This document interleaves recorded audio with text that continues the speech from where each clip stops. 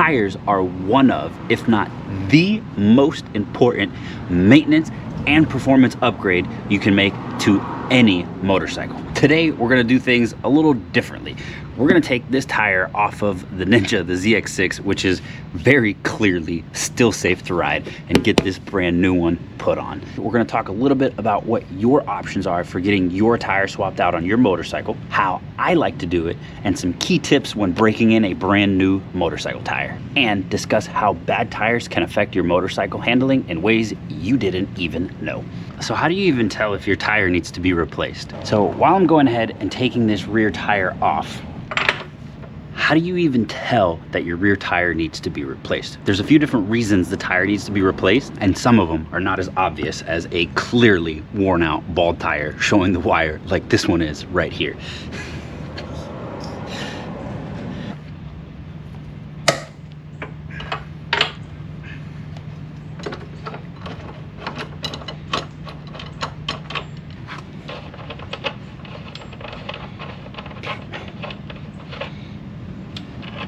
Don't lose this cotter pin. This tire right here is actually the front tire off of the ZX6, which had a problem, but if you can see on one side of the tire right here, it looks as though the tire is still over the wear tab, whereas right here it looks flat, which is interesting because this tire actually wore unevenly. It's more worn on this side of the tire than this side of the tire. That was causing a weird vibration, kind of like a speed wobble in the front, and this tire technically still has rubber left, it still has life left. But if you're getting a weird vibration, look at your tire, look for uneven wear patterns. It's very clear to see that this spot right here is a little higher on this side of the groove than on this side of the groove. And that's something that you really have to look in detail to actually tell. The other thing is very simply just a dry, cracked tire. If you look at it from right here, it looks pretty good to the surface, but when you actually get real up close and personal, you can see that there's micro cracks right there inside of the grooves. These are signs of an old tire. So a clearly worn out tire that has balded and is showing wire is definitely one reason to replace it.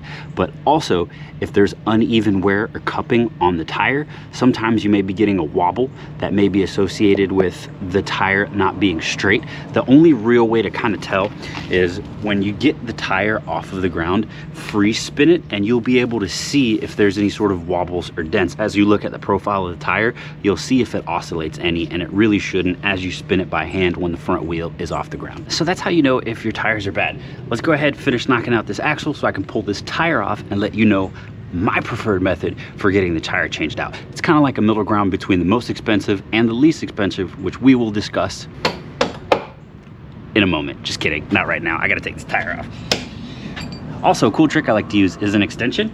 You can stick it right here and just kind of boop, boop, boop, boop. Get the tire knocked out and use this to kind of pull the axle all the way through. I always leave everything as close to assembled as possible, so that way nothing walks away and disappears on me while I'm gone.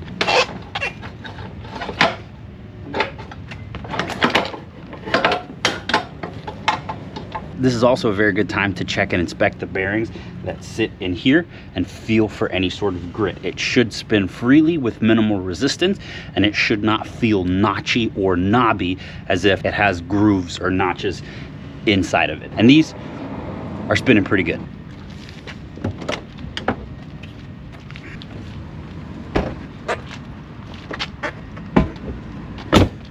Now, let's go talk about the options on getting your tires replaced. So I'm headed out to get the tire changed right now, but there are 3 ways that you can get the tires changed on your motorcycle.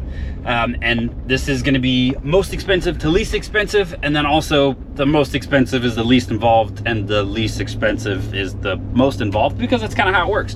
So essentially your 3 options are, if you have no tools, no mechanical abilities, and you need somebody to do it for you, obviously take it to a dealership, your motorcycle dealership, or any other motorcycle dealership, because most dealerships will change a tire on a different brand motorcycle if needed. Option number 2, and what I personally prefer to do since I have tools and I have equipment and I'm hands-on, it's also going to be the medium cost, is going to be take the tire off yourself, like you saw me do earlier in the video, take it to a repair shop and they'll swap the tire out. If you have a local Cycle Gear, or if you have just a mechanic shop or a motorcycle shop, they'll usually be able to swap the tire out. And it's gonna be a cost between $50 to $80. Some places do it a little cheaper, some places are more expensive, but that's what I do. Your local Cycle Gear will do it for 50 bucks if you take them to Wheels and Tires and they have the ability to balance and do everything there. I'm personally going to a shop, but that's just my preference. And then the third option is, if you have the ability and the tools, just fully do it yourself. Pull the tire off. You can pull the tire off of the wheel and seat it back and get it balanced. Obviously, this requires tools that you need to buy, but it is an option, and it is the least expensive if you're going to be replacing multiple tires like I am. But I don't have a tire changer kit, so off to the shop we go. I am now back, new wheel mounted on the rim. I'm gonna go ahead and get this installed, and then we're gonna go on a little ride so we can talk about how to break these suckers in and what you need to do when you first start riding on a brand new tire. Oh man, does it feel good to have a new tire back on this machine. But how do you break it in? Because you can't just go balls to the wall with a brand new tire like this one and expect not to low side. So first rule of thumb is very simply this: take it easy.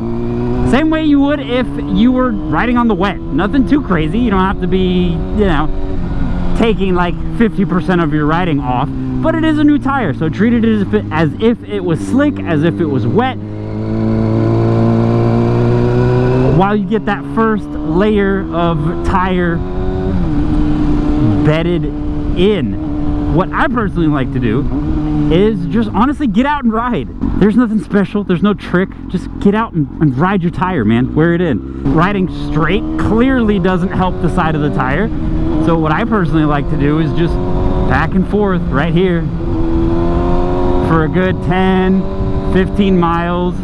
If there's a nice curvy road that I can take that I know has a bunch of turns, I'll go ride that same exact road back and forth 5, 6, 7 times, whatever it takes, just to get a good 20 or 30 miles on the bike. I happen to live in Florida, so those roads are definitely few and far between, but just very simply this right here, that's all you need.